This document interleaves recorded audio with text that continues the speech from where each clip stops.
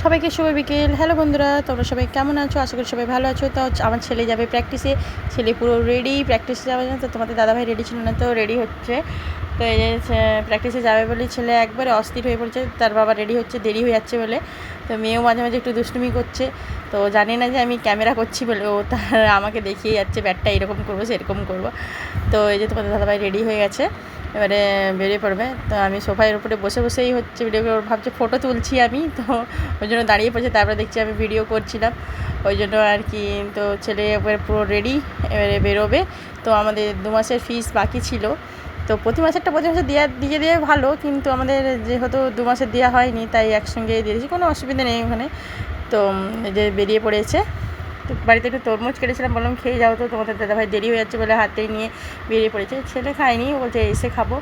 তো এই যে যাচ্ছে। তো ভিডিওটা কেমন লাগলো সবাই একটু কমেন্ট করে জানাও। টাটা।